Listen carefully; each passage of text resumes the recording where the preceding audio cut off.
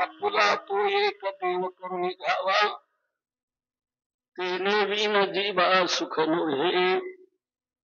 रती माईके दुःखाची जनिते, नाही आधी अंती अवसानी. अविनाश करी आपुली आईसे, लावे मना पिसे गोविंदाचे. रती माईके दुःखाची जनिते, नाही आधी अंती अवसानी. तुका म्हणे एका मरणेची सरे, तुका म्हणे एका मरणेची सरे. उत्तम चिवरे कीर्ती मागे कीर्ती मायके दुःखाची जनिती नाही आदी अंती अवसाने विठ्ठला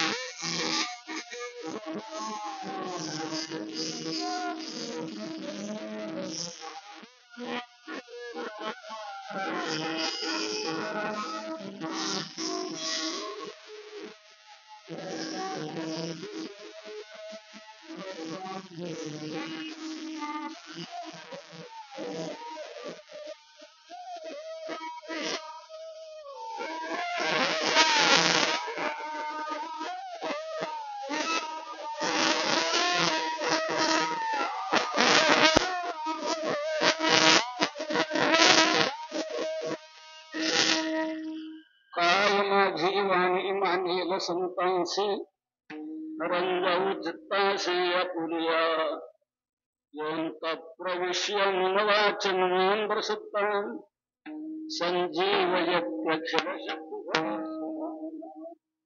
अन्याष्ट हस्तचरण श्रवणत्वगादे भगवते पुरुषाय कलावज्ञजीवोद्धरार्थावतारम् कलाङ्कान्पतिबोधिकामोदिवक्त्रम् खलानीशवादापनोदार्हदक्षम् समाधिस्वमूर्तिरजीत्मानदूरम् नमो सद्गुरु कृपया ज्ञानदीपा नमो सद्गुरु सच्चिदानन्दरूपा नमो सद्गुरु भक्त कल्याण मूर्ति नमो सद्गुरु भास्कर पूर्णकीर्ति संवाद्य ज्ञान विचलभाय भक्ति विलोकितो येन समाधिताय वैराग्यवन्तं सुविचारयुक्तं नमामि योगं शिरसा गुरुतं आत्मरूप गणेश स्मरण अधिकरण श्री चरण श्री गुरु नमस्कार आपला तू एक देव करून घ्यावा वेगळी जीवा सुख मोही रती माहिती दुःखाची जयती माझी अभियांती अवसान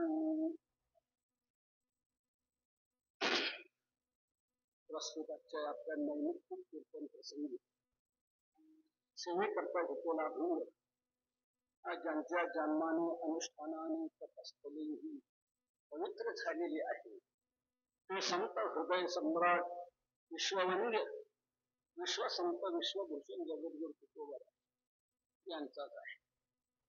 या अभिभावू जगद्गुरु तुकोबार आपल्या सर्व जीवांची मूलभूत आकांक्षा फलीभूत होण्यासाठी जीवाने नेमकं काय करायला हवं तो उपाय जगद्गुरु तुकोबार या भागातून सांगतात.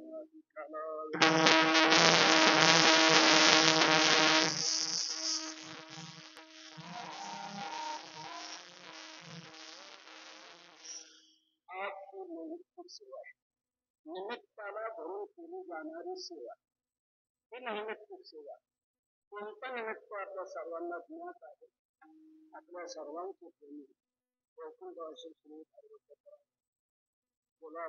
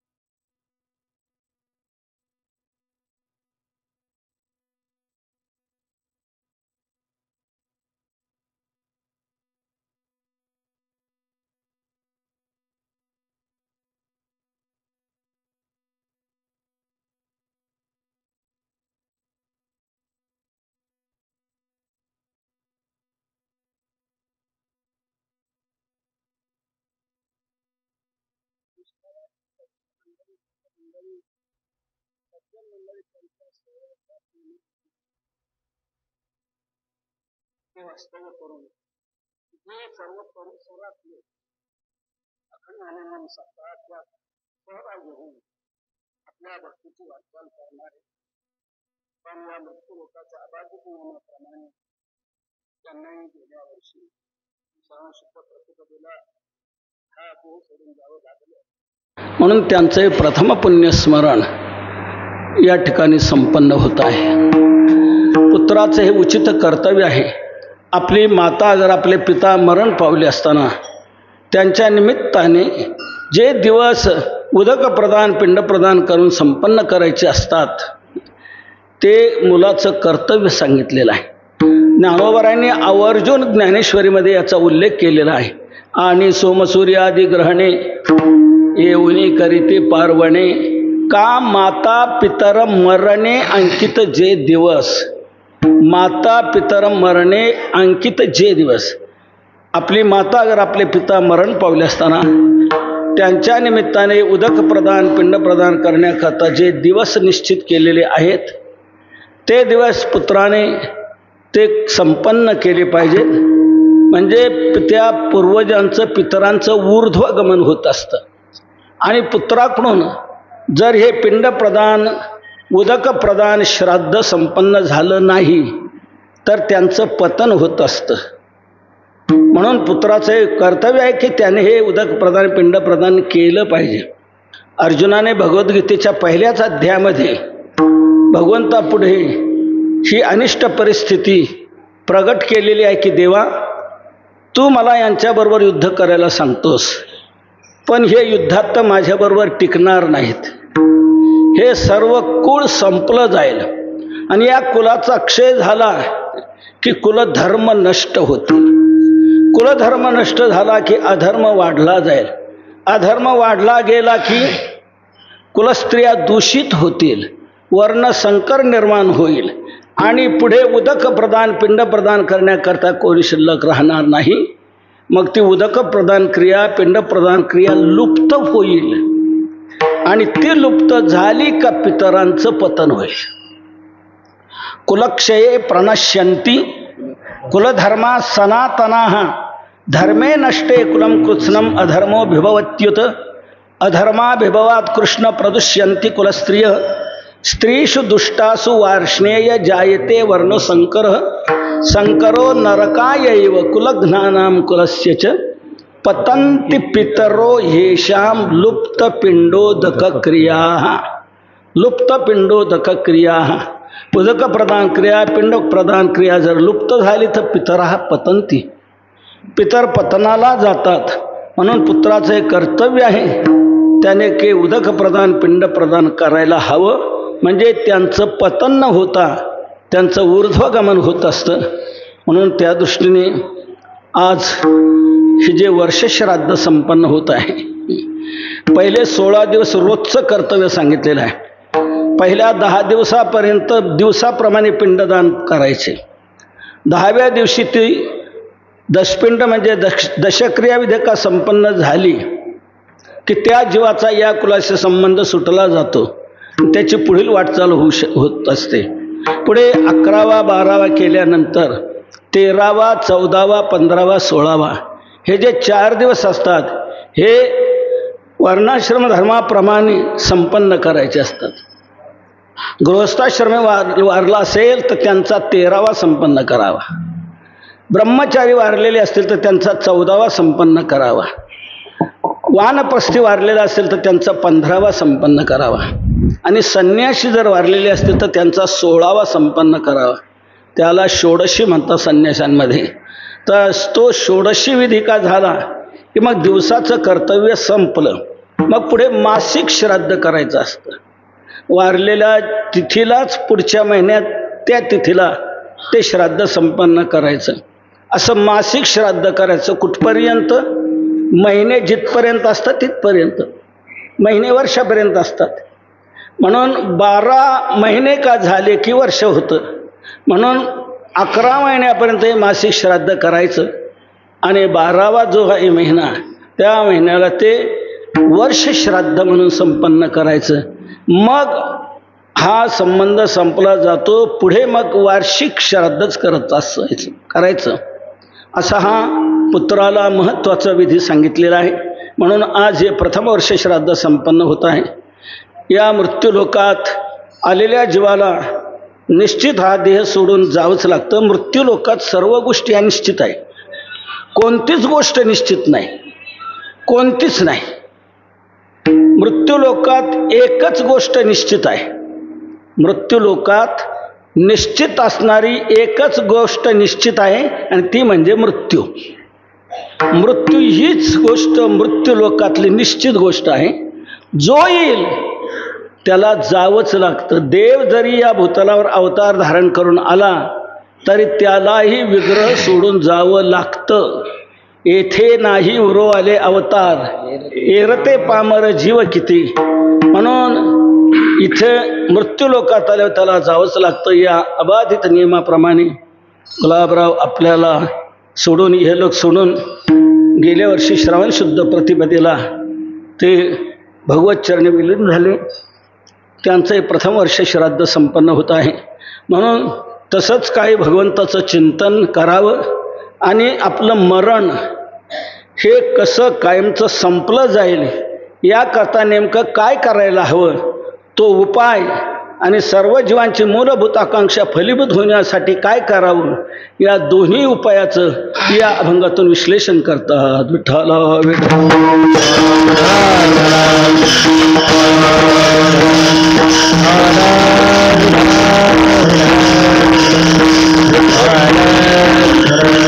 जीवनभराच्या कालखंडामध्ये ह्या दोन गोष्टी असतात. पहिली गोष्ट ही असते की प्रत्येकजण आपापल्यापरीने आपापल्या क्षेत्रात जो राबत असतो. शेतकरी शेतीत राबतो, व्यापारी व्यापारात खपतो, नोकरीवाला नोकरीमध्ये झिजतो. आपापल्या परीने प्रयत्नशील आहे, प्रयोगशील आहे, परिवर्तनशील आहे, पराकाष्ठा करतो आहे. उगीचच का नाही, काहीतरी अपेक्षा आहे आणि ती मूलभूत आकांक्षा अपेक्षा जर कोणती असेल तर सर्व जीवांना हवा आहे सुख. सुखाची अपेक्षा आहे. प्रपंच करणारे प्रपंच करतात, सुखा करतात आणि परमार्थ करणारेही परमार्थ करतात तर सुखा करतात. सुखाची लागी सर्वथा झोंबती प्रपंच परमार्था. सुखा करता सर्वांचे प्रयत्न असतात. भामती निबंधामध्ये कारिका आहे. या तिन्ही जगतामध्ये प्रत्येक जीव जो प्रयत्न करतो आहे तो केवळ एक सुखा करताच, दुःखा करता कोणीच प्रयत्न करत नाही. यक कश्चित त्रिजगती यतते सौख्य हेतोः न कश्चित दुःखस्य. या तिन्ही जगतामध्ये प्रत्येक जीव जो प्रयत्न करतो आहे तो सुखा करताच, दुःखा करता कोणी प्रयत्न करत नाही. पण दुर्दैवाचा प्रकार असा आहे, दुःखा करता कोणी प्रयत्न करत नाही पण ते दुःख आल्याशिवाय राहत नाही. आणि ज्या सुखाकरता प्रयत्न करतो ते सुख मात्र मिळत नाही. दुःखाची इच्छा असं नाही, दुःखाला उबगलाय. दुःखात उद्विजते जंतु सुखम सर्वाय रुच्यते. दुःखाचा सर्वांना उबग आलेला आहे, सुखाची सर्वांना अपेक्षा आहे पण अपेक्षेप्रमाणे घडत नाही. सुख मिळत नाही आणि दुःख मिटत नाही. आणि हे घडत नसल्यामुळे माणसाचे प्रयत्नही थांबत नाहीत. माणूस करतच राहतो, प्रयोग करतो. यात नाही जमलं तर ते, त्यात नाही जमलं तर ते, त्यात नाही जमलं तर ते. प्रयोग करतो, प्रयत्न करतो, परिवर्तन करतो, पराकाष्ठा करतो. ज्याने जमेल त्याने सुख मिळवण्याचा तो प्रयत्न करतो पण सुख काही मिळत नाही. अशा जीवांकडे पाहून तुकोबारांना कीव आली. बाबांनो, ज्या सुखाकरता तुम्ही प्रयत्न करता ते सुख मिळालं का? म्हणे अजून तर काही मिळालं नाही. कधी मिळेल काही सांगता येत नाही. मग काय करायचं म्हणे तेच कळत नाही.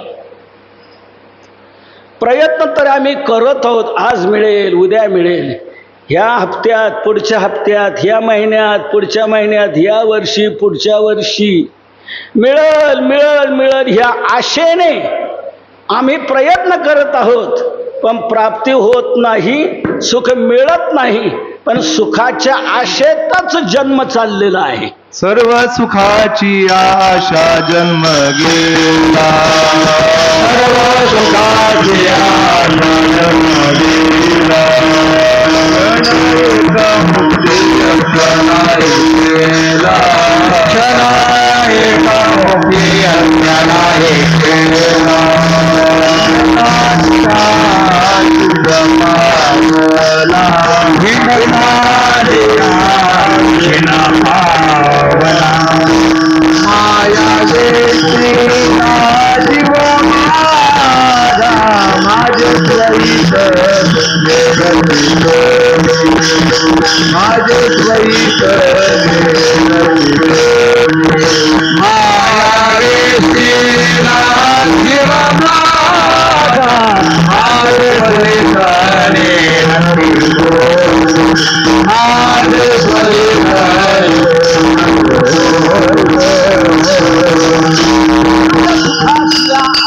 जन्म गेला, सुखाच्या आशेत जन्म जातो पण सुखाचा भोग घडत नाही. प्रयत्न करत नाही असं नाही, दश दिशांना हिंडतो, इतके प्रयत्न तो करतो पण त्या हिंडण्यातून क्षीणच प्राप्त होतो पण सुख प्राप्त होत नाही. हिंडता दिशा क्षीण पावला. अशा जीवांकडे पण तुकोबारांना की वाले तुकोबार म्हणतात, का रे बाबांनो, सुखा करता तुम्ही प्रयत्न करता मग सुख का मिळत नाही? महाराज तेच काही कळत नाही. प्रयत्न तर करतो पण प्राप्ती नाही. एक शास्त्रीय सिद्धांत असा आहे, इच्छा आणि प्रयत्न दोन्ही एकत्र आले की प्राप्ती व्हायला पाहिजे. आपल्याला इच्छा असावी आणि त्या इच्छेला प्रयत्नाची साथ मिळावी, जोड मिळावी की प्राप्ती होत असते. मग आपल्याला इच्छा आहे सुखाची आणि सुखाकरता प्रयत्न करतो पण प्राप्ती काही होत नाही. का होत नाही याचं उत्तर इथे आहे, इच्छा चुकीची नाही. सुखाची इच्छा प्रत्येकाला आहे ही चुकीची नाही, ती योग्यच आहे. का? तो सुखातूनच आलेला आहे म्हणून सुखाची अपेक्षा धरतो आहे, हे काय चुकीचं नाहीये. मग चुकीचं काय आहे? प्रयत्न चुकीचे आहेत. इच्छा चुकीची नाही, प्रयत्न चुकीचे आहेत. आणि प्रयत्न जर चुकीचे झाले तर प्राप्ती होऊ शकत नाही. शास्त्रीय सिद्धांत आहे, साध्याच्या प्राप्तीकरता नियत साधनाची आवश्यकता असते. नियत साधन जर झालं नाही तर साध्य प्राप्त होऊ शकत नाही. म्हणून मग प्रयत्न चुकीचे होत आहेत. महाराज तुम्ही म्हणता ते मान्य आहे, मला पटलं. मग प्रयत्न नेमके काय करायला हवेत ते तरी सांगा. तुकोबार म्हणतात, सांगतो. मला एक सांगा, तुम्हाला काय हवं आहे? सुख हवं आहे. प्रयत्न करतो, प्राप्ती होत नाही. नाही का होत नाही? तर मी सांगितलं प्रयत्न चुकीचे आहेत. चुकीचे कसे काय? तुकोबार म्हणतात, मी सांगतो आपल्याला चुकीचे कसे काय आहेत. तुम्ही या संसारात रात्रंदिवस धडपड करता हो. शेतकरी शेतीत, व्यापारी व्यापारात, नोकरीवाला नोकरीमध्ये, प्रत्येकजण आपापल्या परीने कष्ट उपसतो आहे पण प्राप्ती होत नाही. तुकोबारा म्हणतात, एक लक्षात घ्या, प्राप्ती न होण्याचं कारण तुमचे प्रयत्न चुकीचे कसे मी तुमच्या लक्षात आणून देतो. साधा एक लौकिक युक्तिवाद मी तुमच्या पुढे ठेवतो, मला त्याचं उत्तर द्या. आपल्याला जी वस्तू हवी आहे ती ज्या मार्केटमध्ये मिळते तिथंच गेलं पाहिजे की नाही? काय तुमचं मत आहे? जी वस्तू आपल्याला हवी आहे ती ज्या मार्केटमध्ये मिळते तिथंच गेलं पाहिजे की नाही? कुठेही जाऊन हवी असलेली वस्तू मिळणार नाही, तिथे असलेली मिळेल. हवी असलेली मिळणार नाही. साधं घ्या, आपल्याला भाजीपाला जर घ्यायचा आहे तर कुठे गेलं पाहिजे? किराणा दुकानात नाही, भाजी मार्केटमध्येच गेलं पाहिजे. जर आपल्याला तांदूळ, रवा, साखर, गूळ घ्यायचा असेल तर कुठे गेलं पाहिजे? कापड दुकानात? नाही, किराणा दुकानात गेलं पाहिजे. जर आपल्याला वह्या पुस्तकं घ्यायची असतील तर कुठे गेलं पाहिजे? वह्या पुस्तकाच्या दुकानात, स्टेशनरी दुकानात गेलं पाहिजे. गुरुपुष्यामृत योगावर जर सोनं खरेदी करायचं असेल तर कुठे गेलं पाहिजे? बेल्याला, बैलाच्या बाजारात? नाही, जव्हेरी बाजारात गेलं पाहिजे. ज्वेलर्स, सोन्या चांदीचं दुकान, तिथे गेलं पाहिजे. म्हणजे जी वस्तू हवी आहे ती जिथे मिळते तिथंच गेलं पाहिजे. कुठंही जाऊन हवी असलेली वस्तू मिळणार नाही, तिथे असलेली मिळेल. पेढे जर घ्यायचे असतील तर चर्मकार गल्लीला जाऊन उपयोग होईल का? नाही. का? चर्मकार गल्लीला पेढे नाहीतच ना. तिथे काय आहेत? जोडे. मग तुला प्राप्त होतील का पेढे? नाही, जोडेच मिळणार. जी वस्तू हवी आहे ती जिथे मिळते तिथंच गेलं पाहिजे. कुठेही जाऊन हवी असलेली वस्तू मिळणार नाही. मग मला एक सांगा, तुम्हाला जर सुख हवं आहे तर पहिला हा शोध घ्या, ते सुख आहे कुठं नेमकं, मिळेल कुठं नेमकं, हा शोध घ्या आणि त्याप्रमाणे प्रयत्नाला लागा. महाराज, मग आम्ही तर आमच्या परीने ह्या दाई दिशा नाही, तो इथं मिळेल वाटतंय, तिथं मिळेल वाटतंय, तिथं मिळेल वाटतंय, तिथं मिळेल वाटतंय. तुकोबाराय म्हणतो तुम्हाला जिथं मिळेल वाटतंय तिथे काय मिळत नाही. तुम्ही जिथे प्रयत्न करता तो संसार बाजार आहे आणि या संसार बाजारामध्ये खचून भरलेला माल एकच आहे, तो म्हणजे दुःख आहे. दुःख बांधवडी आहे हा संसार. सुखाचा विचार नाही कुठे. इथे सुख नाहीच, दुःखच दुःख कोंदून कोंदून भरलेलं आहे. अगा दुःखाचे केने सुटले, दुःखच दुःख भरलेलं आहे. म्हणून इथे तुम्हाला सुख मिळणार नाही. तिथे जे आहे ते मिळेल, दुःख मिळेल, सुख मिळणार नाही. मग सुख मिळण्याकरता कुठे जायला पाहिजे? सुख जिथे आहे तिथे, त्याप्रमाणे प्रयत्नाला लागलं पाहिजे. मग सुख आहे कुठं? महाराज सांगा मला. तुकोबारा म्हणतो, सांगतो मी तुम्हाला. उपनिषद, पुराण, शास्त्र, सर्व संत वाङ्मय सर्व जीवांना मार्गदर्शन करण्याकरताच निर्माण झालेली आहेत. आणि त्या सर्वांमध्ये सुखाचं एकमेव ठिकाण सांगितलेलं आहे परमात्मा. उपनिषदामध्ये म्हटलेलं आहे, यो वै भूमा तत्सुखम नाल्पे सुखम असते भूमैव सुखम. सच्चिद आनंद घन हे त्याचं स्वरूप लक्षण आहे. तिथेच सत आहे, चित आहे, तिथेच आनंद आहे. म्हणून तो परमात्मा हाच सुखरूप आहे. सर्व संत देखील हेच आपल्याला सांगतायत. ज्ञानोबारा म्हणतात, सर्व सुखाचे आगर बाप रखुमादेवर. नरहरी महाराज सांगतात, सर्व सुखाचे आगर म्हणे नरहरी सोना. जनाबाई सांगते, सर्व सुखाचे आगर जनी म्हणे शारंगदा. सर्व संत एकमुखाने सांगतात. नामदेवराय म्हणतात, सुखा लागी करशी तळमळ तरी तू पंढरीशी जाय एक वेळ मग अवघाची सुखरूप होसी जन्मोजन्मीचे दुःख. सुख तिथे आहे, परमात्मा जिथे आहे तिथे सुख आहे.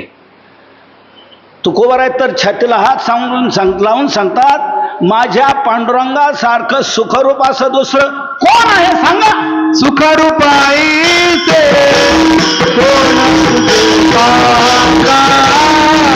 सुखरूप आईचे कोणी सांगा. सुखरूप आईचे कोण सांगा. सुखरूप आईचे कोणी सांगा. माझ्या पांडुरंगा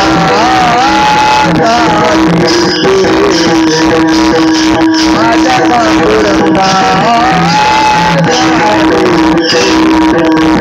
माझ्या पांडुरंगा माझ्या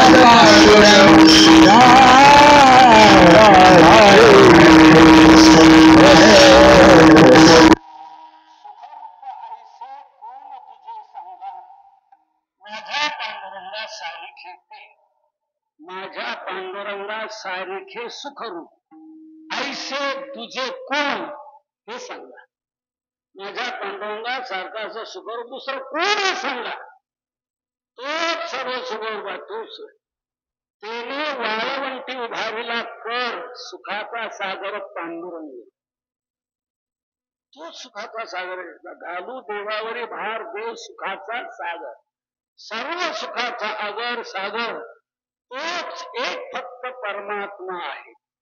महाराज तिथे सुख आहे, तिथे सुख आहे. आम्ही काय करायला पाहिजे. तुम्हाला तर ते सुख आहे आणि सुख तर तिथे आहे, तर तुम्ही काय करायचं हेच तुकोबार आहे. आज आपण सेवेकरता घेतलेल्या त्याच्या प्रकारातून सांगताय.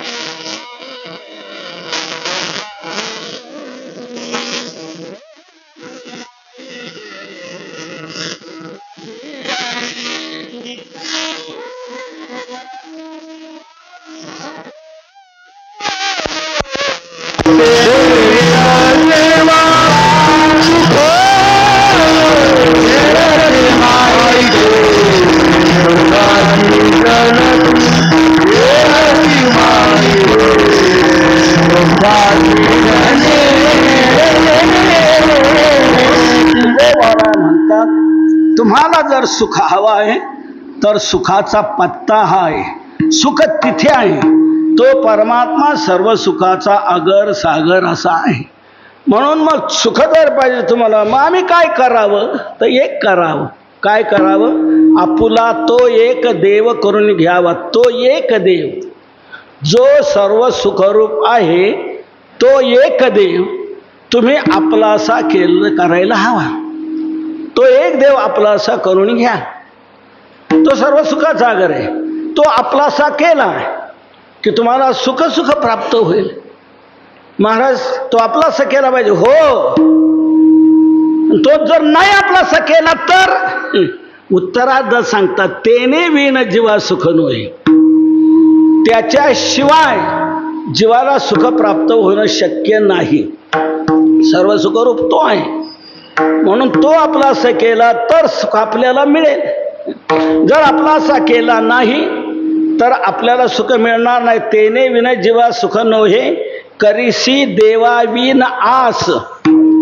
अवघी होईल निरास. तृष्णा वाढविसी बहुवस कधी सुखास न पवसी. कधी सुखाला प्राप्त होऊ शकणार नाही. देवा विना जर आस केली, देवाशिवाय दुसरीकडून सुख मिळवण्याचा तुम्ही प्रयत्न केला तर कधी तुम्हाला सुख मिळणार नाही. जर प्रकाश हवा आहे तर दिव्याला डावलून चालेल का. नाही. दिव्याला डावलून नाही. आम्ही बँड वाजू, आम्ही उखडीवार करू, आम्ही पखवाज वाजू, तुम्ही काही करा, दिव्याला सोडून दुसरं कोणत्याही उपायाने प्रकाश मिळणार नाही. तसं देवाला सोडून तुम्हाला कधी सुख मिळणार नाही. तेने विन जीवा सुख नोहे. त्याच्याशिवाय जीवाला सुख प्राप्त होणार नाही. मग काय करायला पाहिजे. तोच एक देव आपलासा करून घेतला पाहिजे तर सुख मिळेल. महाराज एक विचारू का. त्याच्याशिवाय सुख का बरं प्राप्त होणार नाही.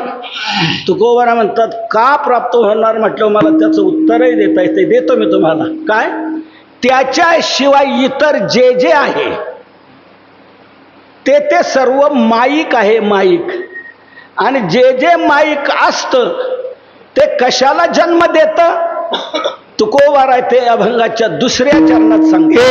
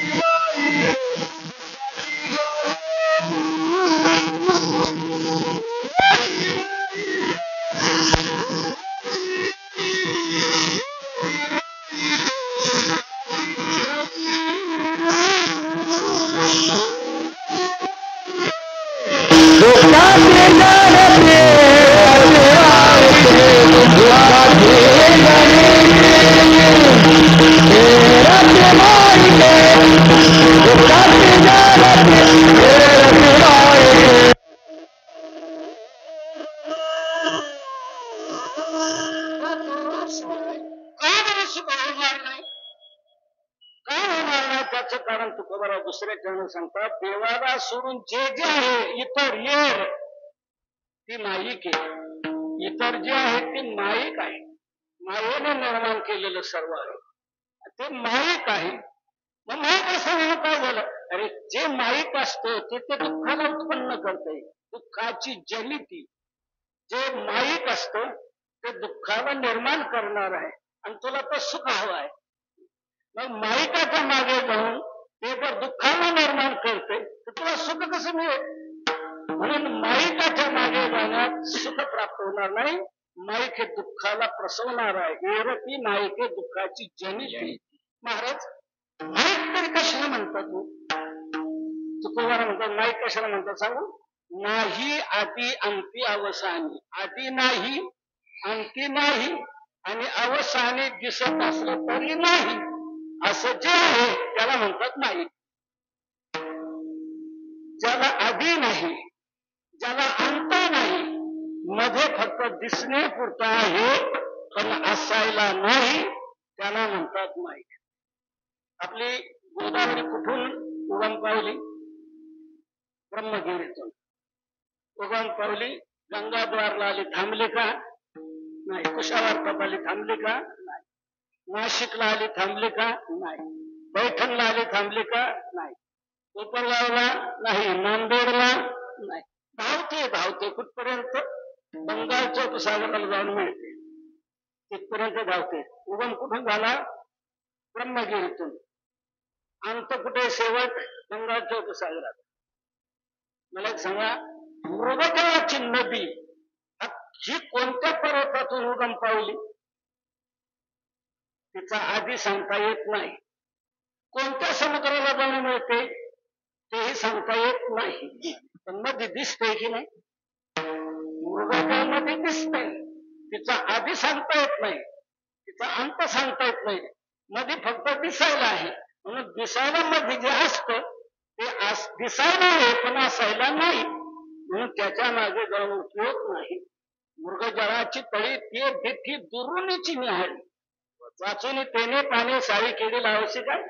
माऊली म्हणतात ब्रह्मगिरी होणे न निघे आणि समुद्री किरण न रिगे, माझे दिसे वारुगे मृगांबू जैसे. त्याला म्हणतात नाही आधी अंती अवस्था. म्हणून तिथे सुख कधी मिळणार नाही. सुख पाहिजे तर सुखरूप देव आपलं सगळं माईकाच्या मागे जाण्यात दुःख आहे. एक मोठं प्रसिद्ध उदाहरण सांगतो, म्हणजे विश्लेषण करण्याची आवश्यकता नाही. सोन्याचं हरिण कुठं जन्माला आलेलं आहे का? नाही. पण सोन्याचं हरिण पाहून सीता रामाला काय म्हटली? मला त्याची कंचुकी आली आहे. पंचवटीत आपला घडलेली घटना. आग्रह धरला, विस्तार करत नाही. सीतेला त्या सोन्याच्या हरणाच्या मागे, सीतेने रामाला हरणाच्या मागे जायला लावलं. पुढे काय झालं? सगळं रामायण घडलं. काय झालं पुढे? रामप्रभू सांगतात आहे सीते, हे सोन्याचं हरिण दिसायला आहे, असायला नाही. नाही कसं म्हणतात? दिसतं समोरून, नाही कसं नाही. सोन्याचं हरिण आजपर्यंत जन्माला आलेलंच नाही. अध्यात्म रामायणात स्पष्ट म्हटलंय, असंभवम हेम मृगस्य जन्म तथापि रामो लुलुभे मृगाय. असंभवम हेम मृगस्य जन्म, हेम मृगाचा जन्म असंभव आहे, नाहीच आहे. दिसतो ना, दिसायला आहे, असायला नाही. कसं काय दिसतंय? मग कोणीतरी मायावी राक्षस हे मायावी स्वरूप धारण करून आलेला आहे तुला फसवण्याकरता. तू फसू नको, या मागे जाण्यात दुःख होईल. ते म्हणते नाही नाही, मला सुखच होईल. जायला लावलं, हे पहिलं खोट्याच्या मागे जाणं. हे लक्ष्मणा धाम, ही रामाची आरोळी नव्हती, मारीच्याची होती. पण सीतेला रामाची वाटली. हे दुसरं खोट्याच्या मागे जाणं. आणि सीता लक्ष्मणा म्हणते भाऊ, प्रभू शंकरा सापडले लक्ष्मणा धाम म्हणतात. लक्ष्मण म्हणतात प्रभू संकटात सापडतच नाही, ह्या प्रभूंची नाही. नाही कसं मी ऐकली. तुम्ही जा. लक्ष्मणाला जायला लावलं. हे दुसरं खोट्याच्या मागे जाणं. आणखी तिसरं खोट्याच्या मागे जाणं. लक्ष्मण तिथून निघून जाताना सीतेमातेला एक सांगितलं, एक रेषावर मी त्या पर्णकुटीच्या बाहेर, आणि सांगितलं मी जातो, माझ्या पश्चात ही रेषा तुमचं रक्षण करेल. फक्त तुम्ही एक करा, ही रेषा ओलांडू नका. अशी रक्षणाची जबाबदारी लक्ष्मणाने पार पाडला. कारण पार पाडण्याकरता सीतेला स्पष्ट सांगितलं की रेषा ओलांडू नका. ही रेषा माझ्या पश्चात तुमचं रक्षण करेल. आणि लक्ष्मण गेला आणि तिथे टोलेजन साधू येऊन उतरला. कोण? रावण. भिक्षांदेही. सीतेने पाहिलं साधू आलाय. लगेच गेले, फळं आणले, भिक्षा वाढायला. या तोही लगेच आला. त्याला भिक्षा नको होती, भिक्षा वाढणारी पाहिजे होती म्हणून तो आला. पण रेषेजवळ येताच प्रज्वलित ज्वाला त्याला दिसायला लागल्या. तो म्हणाला मी रेषा ओलांडली तर माझी राख होईल. तो चपापला आणि मागे सरला म्हणाला द्या. सीता म्हणतो नाही, इकडे या. हा म्हणतो नाही, भिक्षुकाने कुठपर्यंत यावं ही शास्त्र मर्यादा आहे. अधिक आत आम्ही येऊ शकत नाही, तुम्हाला द्यायचं तर द्या, नाही तर चाललो. सीतेने विचार केला, संता करता साधू करता रेषा ओलांडायला हरकत नाही. म्हणून साधू करता तिने रेषा ओलांडली. काय झालं? लंकेला जाऊन 6 महिने दुःख भोगत राहण्याची पाळी आली. तिंबा माईकाच्या मागे, खोट्याच्या मागे तिंबा गेली सीता. परिणाम दुःख भोगण्याची पाळी आली. म्हणून माईकाच्या मागे न जाता मायातीत सच्चिदानंद घन परमात्मा जो आहे त्याच्या मागे जा, की त्याच्या मागे गेल्यानंतर त्याच्याजवळ सुख आहे. ते सुख आपल्याला मिळाल्याशिवाय राहणार नाही. म्हणून त्याकरता तुम्ही एक करा, आपला तू एक देव करून महाराज. आम्ही तो देव आपला असा केला. मग तो देव काय करेल? तो म्हणतो तुम्ही त्याला आपलं सका केलं की तोही तुम्हाला त्याच्यासारखं करेल. त्याच्यासारखं करेल म्हणजे कसं करेल?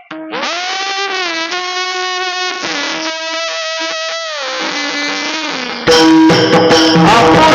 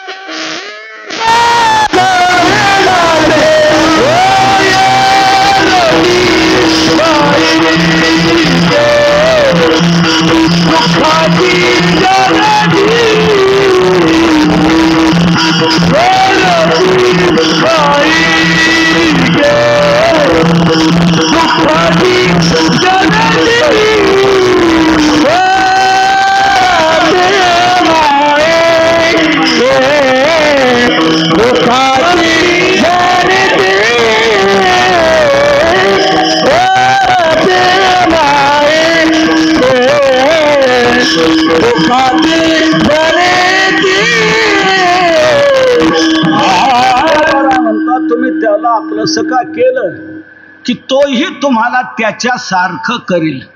त्याच्यासारखं करील म्हणजे कसं करील? अविनाश करी आपुलिया ऐसे, आपुलिया ऐसे अविनाश करी. आपण जसे अविनाश आहोत तसं तोही तुम्हाला त्याच्यासारखा अविनाश करेल. त्याला नाश नाही, तसं तुम्हालाही नाश होणार नाही, नाश येणार नाही. तो तुम्हाला त्याच्यासारखा अविनाशी करेल. तो अविनाशी तु तद्विधीयेन सर्वमिदं ततं, म्हणून तो तुम्हाला त्याच्यासारखा अविनाश करेल. महाराज मग ठीक आहे, पण तो आपलासा करून घेण्याकरता आम्ही काय करायला पाहिजे? तो आपलासा करण्याकरता तुम्ही एक करायला पाहिजे. लावी मना पिसे गोविंदाचे, मना गोविंदाचे पिसे लावी. तुम्ही तुमच्या मनाला गोविंदाचं वेड लावून घ्या. गोविंद गोविंद गोविंद गोविंद सतत गोविंदाचं भजन चिंतन स्मरण करत राहा. पिस लावा पिस. ज्याला वेळ लागला असतं तो तेच तेच सारखं करत असतो, तेच ते करत असतो. लगेच माणसं काय म्हणतात, त्याला त्याचंच वेड फार. म्हणजे पिस वेळ लागलेलं तो तेच ते करत असतो. तसं तुम्हाला गोविंदाचं वेळ लागू दे. प्रत्येकाला वेळ आहे. वेळ नाही असं आपल्याला एकही वेळा सापडणार नाही. एकही माणूस सापडणार नाही की ज्याला वेळ नाही. कशाचा ना कशाचं तरी वेळ आहेच आहे. याला प्यायचं वेळ, याला भलतं खायचं वेळ, याला भजन करायचं वेळ, याला वारीला जायचं वेळ, याला सत्संगतीत राहायचं वेळ. कोणतं ना कोणतं तरी वेळ असतं. छंद हा प्रत्येकाला आहेच. बहुता छंदाचे बहु असे जन. कोणता ना कोणता तरी छंद आहेच. छंद नाही असं आपल्याला एकही माणूस सापडणार नाही. कोणत्या कोणत्या छंदाचा, कोणत्या छंदाचा, ते छंद मी आपल्याला आता सांगत नाही. का सांगत नाही? लोकांचे छंद कीर्तनात सांगण्याचाही मला छंद नाही. म्हणून मी ते लोकांचे छंद सांगत नाही. तर छंद एकच असावा, छंद हरीच्या नामाचा, शुचिर्भूत सदा वाचा. विठ्ठल विठ्ठल येणे छंदे, ब्रह्मानंदे गर्जावे. लागो हाच छंद, मना गोविंद गोविंद ऐसा मना छंद. लावी रे अभ्यास, नामचिंतनाचा भजनाचा हा छंद असावा. हे वेळ असावं. हे वेळ लागलं की तो तुम्हाला त्याच्यासारखं करी. गोविंद गोविंद मना लागले या छंद, मग गोविंद ते काया भेद नाही देवा तया. तुमच्यातून त्याच्यात भेद राहणार नाही. तो तुम्हाला त्याच्यासारखा अविनाश करील. महाराज मग तो जर आम्हाला त्याच्यासारखा अविनाश करील तर मग आम्ही आता मरणारच नाही का? तुकोबरा मरणार नाही असं नाही. तुम्हाला जन्म प्राप्त झालाय ना. जो जन्माला आलेला असतो त्याला मृत्यू हा निश्चित आहे, अटळ आहे. जातस्यहि ध्रुव मृत्यू, उपजल्या पिंडा मरण सांगाते. जन्माला जो आलेला आहे त्याला मृत्यू निश्चित आहे. मग तुम्ही तर म्हणता तो तुम्हाला त्याच्यासारखा अविनाश करील. हो, अविनाश करील. पण तुम्हाला जो आता जन्म प्राप्त झालेला आहे त्या या देहाला तुम्ही आलेला आहात, तर इथे आलेल्याला जावं लागतं. या नियमाप्रमाणे तुम्हालाही मरावं लागेलच, जावं लागेल. मग अविनाश कसं काय करणार? पण एक लक्षात घ्या, हे जे मरण तुम्हाला येणार ना, फक्त एवढंच मरण तुमच्या जीवनात. या एकाच मरण्यातून तुमचं मरण कायमचं संपलं जाईल. हेच अभंगाच्या शेवटच्या चरणात तुका म्हणे का मरण्याची सरे, तुका म्हणे का मरण्याची सरे, का मरण्याची सरे, तुका म्हणे का मरण्याची सरे, तुका म्हणे का मरण्याची सरे, म्हणे का मरण्याची सरे, तुका म्हणे का मरण्याची सरे, तुका म्हणे का मरण्याची उत्तम तेरे कीर्ती माडी, उत्तम तेरे कीर्ती माडी, कीर्ती माडी दुखाती जणी, कीर्ती माडी दुखाती जणी,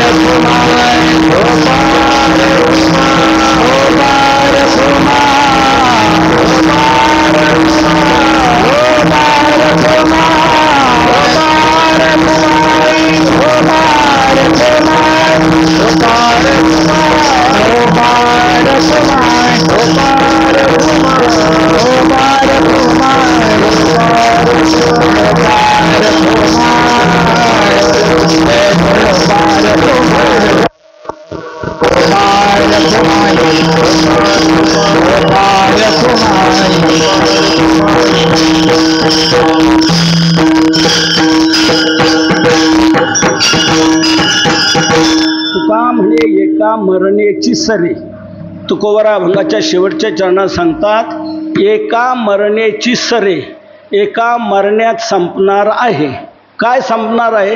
मरण संपणार आहे. फक्त एवढंच मरण आता येणार, तर पुन्हा मरण येणार नाही का? तुम्ही त्याच्या स्वरूपाला प्राप्त व्हाल, आणि त्याच्या स्वरूपाला प्राप्त झालं की तिथे गेल्यानंतर पुन्हा येणं नसतं. यद्गत्वा न निवर्तन्ते तद्धाम परमं मम. म्हणून तिथे गेल्यानंतर पुन्हा जन्माला यावं. त्यक्त्वा देहम पुनर्जन्म नैति मामेति सोर्जुन. तो पुन्हा जन्माला येऊ शकत नाही. म्हणून मरण हे एकटं हे एवढंच राहील आता शेवटचं मरण. या एका मरणातून मरण संपणार. मरणालाच मरण येणार. मरणा हाती सुटली काया विचारे या निश्चय. मरण माझे मरून गेले मज केले अमर. मरणच मरून गेला, आता मरणच येणार नाही, जन्मच येणार नाही, तर मरण कुठलं? म्हणून एकाच मरणातून मरण कायमचं संपणार आहे. तुका म्हणे एका मरणेची सरे. मग मरण संपणार आहे, मग उरणार काय? उरणार ती कीर्ती. उत्तमचे उरे कीर्ती मागे, मागे उत्तमची कीर्ती उरे. का? तुम्ही देवाला आपलंसं केलेलं आहे. ही सर्वात उत्तम कृती आहे, आणि उत्तम कृती जिथे असते तिथेच उत्तम कीर्ती होत असते. कीर्ती ही तुमच्या कृतीवर अवलंबून आहे. तुम्ही काय करता याच्यावर त्याची मागे कीर्ती अवलंबून असते.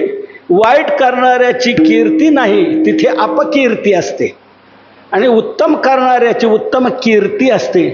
म्हणून तुमची उत्तम कृती असल्यामुळे उत्तम कीर्ती राहणार. उभय लोकी उत्तम कीर्ती देवचित्ती राहिल्या. देवचित्ती राहिली या उभय लोकी उत्तम कीर्ती, आणि तीच कीर्ती मागे शिल्लक राहील. तुमच्या वर्ष श्राद्धाचे कीर्तन होईल, भजन होईल, अन्नदान होईल, दरवर्षी चिंतन होत जाईल, साधना घडत जाईल, मागे नाव चांगलं राहील. जर उत्तम कृती नसेल तर मागं काय राहील? कुत्र्याच्या मौतीने मेलं, गावातली घाण गेली, ही अपकीर्ती शिल्लक राहील. का? वाईट कृती तिथे अपकीर्ती, उत्तम कृती तिथे उत्तम कीर्ती. म्हणून उत्तमची उरे कीर्ती मागे, एरती माईके दुःखाची जनिती, नाही आदी अंती अवसानी. ज्ञानेश्वर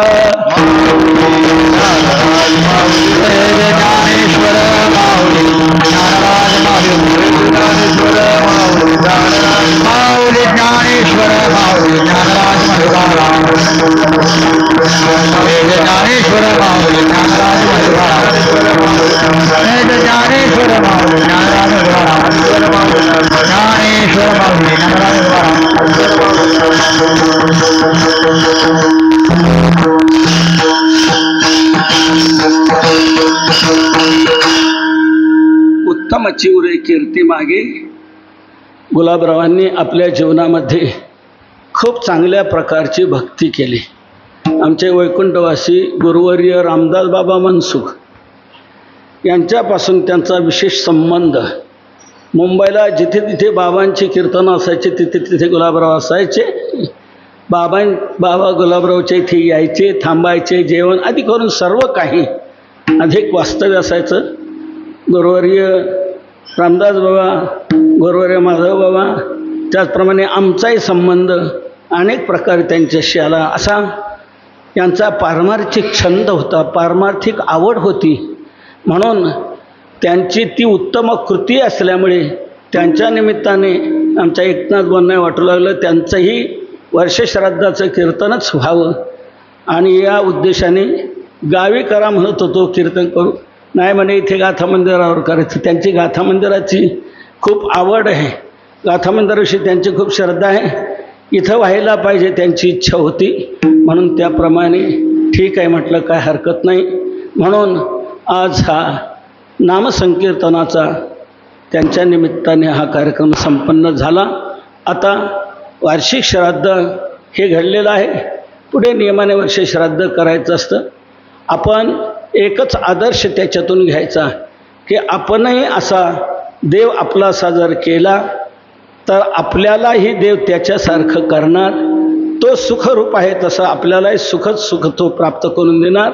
आपल्या जीवनात सुखाला कमतरता राहणार नाही, दुःख कधी येणार नाही आणि सुख झालेलं पुन्हा जाणार नाही. असं कायमचं ते अविनाश सुख आपल्याला प्राप्त होईल. नाही नाश ते सुख दिले तयास, ते अविनाश सुख असं आपल्याला प्राप्त होईल. म्हणून आपणही आपल्या जीवनात अशी भक्ती करावी, असा छंद लावून घ्यावा. निश्चित भगवान आपल्याला त्याच्यासारखं करू शकेल. अशी अभंग, अशी अक्षरं डोळ्यासमोर ठेवावीत. अशा अभंगाप्रमाणे आपलं जीवन व्यतीत करावं की आपण निश्चित त्या स्थितीला पोचल्याशिवाय राहणार नाही. म्हणून ते सर्वच्या सर्व अभंग सर्वांच्या डोळ्यासमोर येण्यासाठीच ही गाथा मंदिराची योजना इथे राबवण्यात आली. सर्वच अभंगाचं एका वेळेला दर्शन घडणं, कोणता ना कोणता अभंग कोणत्या वेळेला कोणती चेतना प्रेरणा देईल सांगता येत नाही. म्हणून अशी ही गाथा मंदिरावरची प्रत्येक अक्षराची ही देवत्वाची भूमिका आहे. तुका म्हणे पहा शब्दची हा देव, हा शब्दच देव आहे. इथे त्या शब्दाचंच मंदिर आहे, अक्षराचंच मंदिर आहे, अभंगाचंच मंदिर आहे. काशीला मानस मंदिर, अयोध्येला वाल्मिकी रामायण मंदिर आणि आपल्या महाराष्ट्रात देहूला गाथा मंदिर. अशी या प्रकारे ही अक्षरच मंदिर रूपाने आपल्याला प्राप्त आहे. आपण त्याप्रमाणे त्या अभंगाप्रमाणे अक्षराप्रमाणे आपलं जीवन बनवलं की निश्चित तो आपल्याला त्याच्यासारखं करेल. भगवान करो सर्वांची या ठिकाणी वृत्ती निर्माण हो. त्या अभंगाने फार मोठं दिलेलं आहे. म्हणून आपण सर्वांनी मोठा त्याग केला आणि त्या त्यागातून हे मंदिर उभं राहिलेलं आहे. आजपर्यंत 35-40 कोटीची कामं झालेली आहेत. केवळ तुकोबरायांच्या या अभंगाने दिलेली प्रेरणा, चेतना, ते उपकार जाणून सर्वांनी हा मोठा त्याग केला आणि हे उभं राहिलेलं आहे. अजूनही आपल्याला इथे 15 कोटीची कामं करायची आहेत, तर त्याचीही काही अडचण नाही. का नाही? अजून राहिलेले लोक बरेच आहेत म्हणून. तेव्हा राहिलेल्या लोकांनी राहिलेल्या कामाकरता जोर मारावा. एकाच वाक्यात सांगतो, ज्यांना तुकोबारांपासून आपल्याला काही मिळालंय असं वाटत असेल, तुकोबारांच्या अभंगाचे आपल्यावर काही उपकार आहेत अशी जाणीव ज्यांना धक्का देत असेल, त्यांनी कृतज्ञता म्हणून या कार्यात यथाशक्ती सहभागी व्हायचे. असो भगवान करो. सर्वजण या विचाराचे पाईक म्हणून आनंदाचे सम्राट होत. हा ट्रस्ट आहे, याचं रजिस्ट्रेशन आहे, याचं नियमित ऑडिट होत आहे. या ट्रस्टला 80 जी कलमान्वये आयकराचं सर्टिफिकेट आहे. म्हणून ज्यांना इन्कम टॅक्स भरावा लागत असेल त्यांच्या इन्कम टॅक्समध्ये सूट मिळेल अशी या ट्रस्टला मिळालेली ATG सवलत आहे. अनेक अंगाने आपल्याला हा सेवेचा भाग स्वीकारता येईल. असो भगवान या सर्वांना सद्बुद्धी देऊन सर्वजण विचाराचे पाईक बनवून आनंदाचे सम्राट होत हीच प्रार्थना करून सेवेला विराम देतो.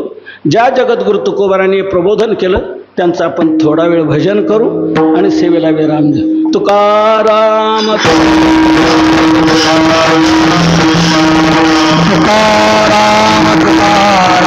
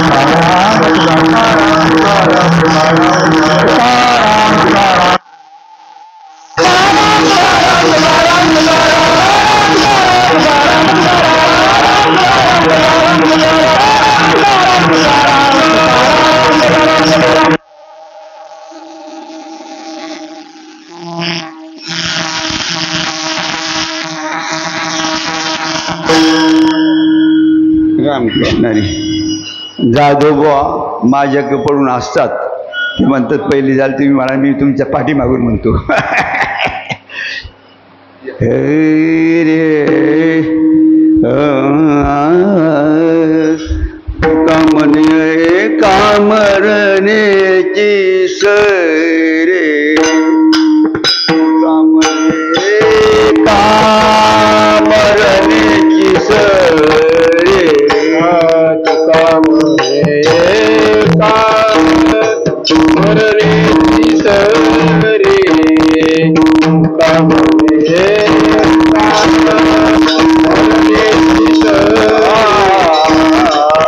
कामरण्याची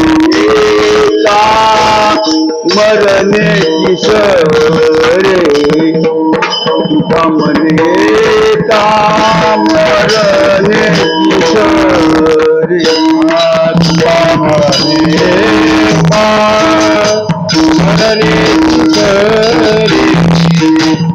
कामने कामरणे किशोरे उत्तमाची उरे कीर्ती मागे उत्तमाची उरे कीर्ती मागे तुझी जरी माई गे उत्तमाची उरे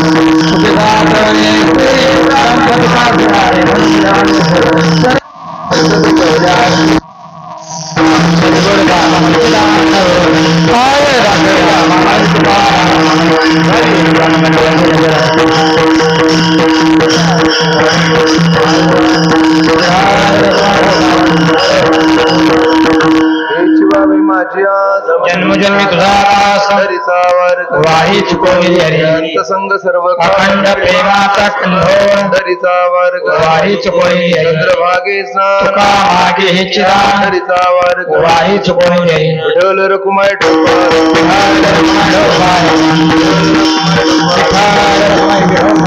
अकल्पायुष्य व्हावे दयाकुळा माझे असं काळीच्या दासा स्वामीची पादानो ही संत मंडळी सुखे असो. अहंकाराचा वाराण लागो राज माझे विष्णुदास भाविका संती. म्हणे तया ज्या साविका केदार मागणी ते कुज प्रती आहे देशील तरी पाहे पांडुरा या संतास निर्वी अनेक तुझे काय महादेवा म्हणे आता अवतार मज ठेवी पाय संतांच्या निर्वी हेची मजदी ज्ञानदेव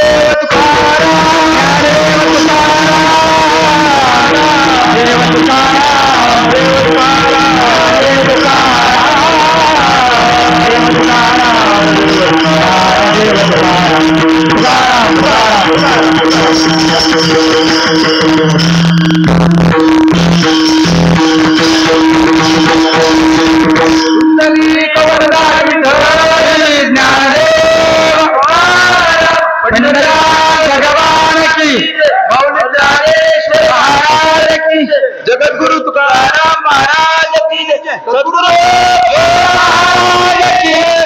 सब संत की जय. सर्वांनी असंच खाली प्रसादा करता जावं. प्रसाद